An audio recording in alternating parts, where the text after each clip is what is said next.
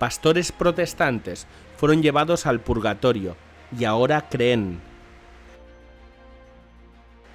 Los protestantes no creen en el purgatorio, no logran encontrar los fundamentos necesarios para poder explicar ese lugar de la misericordia de Dios, y esto se debe en parte a la manipulación que han hecho con la Biblia en sus traducciones. Sin embargo, existen casos de protestantes que fueron llevados al purgatorio en experiencias cercanas a la muerte, pero cuando comienzan a creer en su existencia, no lo pueden integrar a su doctrina, por lo que queda como una experiencia personal. Y tampoco la mayoría de los otros pastores les creen, especialmente los pocos formados que tratan a sus fieles inculcándoles prejuicios. Y entre los católicos pasa la inversa, porque crece el concepto de que los que mueren van directos al cielo.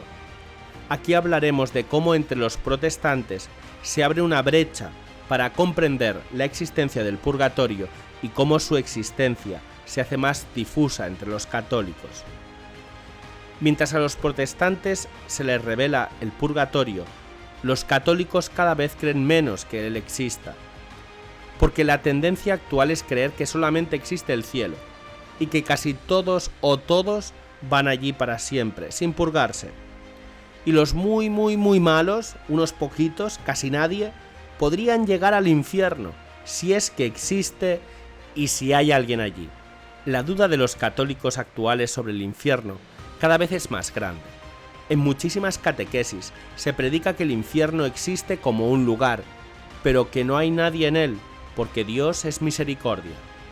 Pero en privado dicen que el infierno no existe, y los cardenales mismos cuchichean que ni el diablo existe, que es un mito creado por el hombre para explicar el mal, tal como le pasó al padre Amorth, que contó en un libro que un cardenal le dijo que el demonio era un mito.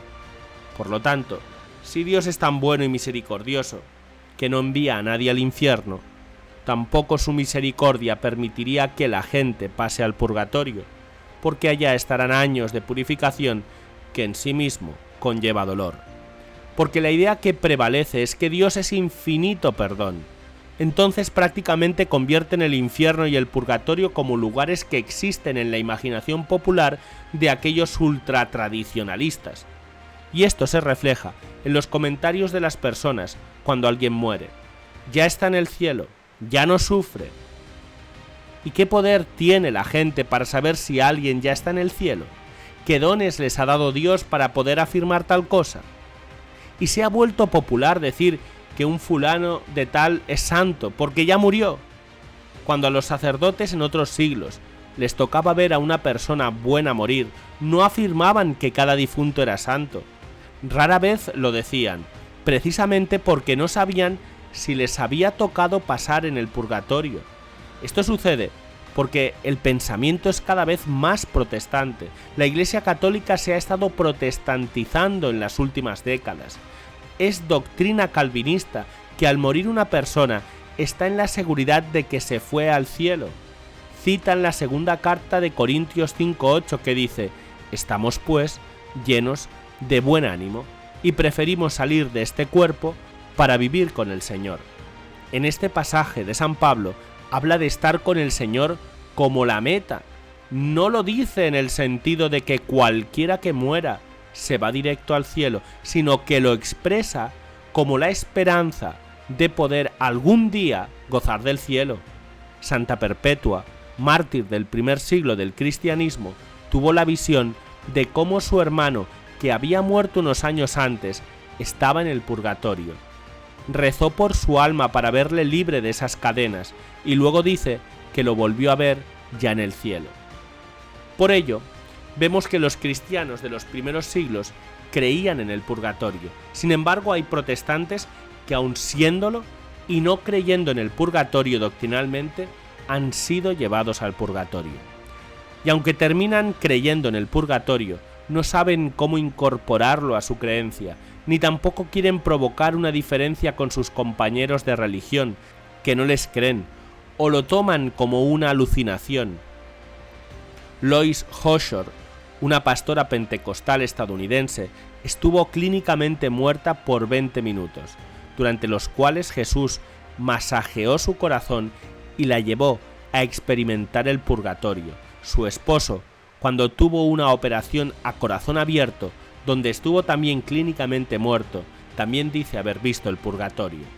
Otro caso es el de Howard Storm, un exateo cuyo roce con la muerte lo convirtió en un ministro protestante. Ahora cree en el purgatorio. Dice que tiene sentido, pero que tiene problemas para hablarlo con sus compañeros. Su caso es considerado una de las más convincentes experiencias cercanas a la muerte. Al salir de su cuerpo, se encontró con un grupo espantoso de seres horribles que le atacaron. Lo llevaban a una niebla que descendía hacia el infierno. Dice que Jesús lo salvó después de pedir insistentemente a Dios. Ese lugar entre medio del cielo y el infierno, el lugar de niebla, era lugar de purificación. Era el purgatorio. Después de esa experiencia cercana con la muerte, un sacerdote le explicó el concepto del purgar, lo que hizo que este hombre entendiera su experiencia y la viera más clara. Entonces entendió que esa niebla tiene relación con el purgatorio. Para algunos videntes modernos, el purgatorio es visto también como un intermedio de color gris, como esta niebla que divide el infierno del cielo. El purgatorio, por tanto, sufre de problemas crecientes de relaciones públicas. Ya no tiene tanto interés, incluso está mal entendido, se ve incluso como una segunda oportunidad de llegar al cielo en algunos católicos, cuando el purgatorio es simplemente un lugar para remover las imperfecciones que no te quitaste, para entrar al cielo limpio. Y es tan lógico que si el cristianismo no hubiera hablado del purgatorio, alguien más lo hubiera hecho, porque ha sido uno de los recursos literarios más practicados del mundo. En 1991, el cómico Albert Brooks transformó la idea en una película donde las personas que morían atravesaban un túnel hacia una luz, donde se les decía que tomarían un número y esperarían. También el purgatorio aparece en la novela de Annie Rice. Incluso el sistema judicial ha lidiado con el concepto, pero mientras en el mundo secular esto se vuelve más popular de mencionar, en el mundo católico declina. Y mientras esto pasa, los protestantes empiezan a tener un poco de acercamiento a este tema. Porque si no existe el purgatorio y nadie va al infierno, ¿para qué esforzarse por ser bueno? Así, por ejemplo, el famoso escritor C.S. Lewis, protestante él, dice: nuestras almas exigen el purgatorio, aun si a Dios no le importa que ingresemos goteando barro y lodo, deberíamos responder: me debes limpiar primero. O sea que ellos entienden que para entrar al cielo no pueden entrar con lodo, y si aún Dios permitiera esto, el alma, como parte de su gracia, le pediría a Dios ingresar limpio. Esta lógica se ha perdido dentro de la comunidad católica, y eso convierte al purgatorio en una famosa fábula que sirve para que las abuelitas se mantengan entretenidas rezando.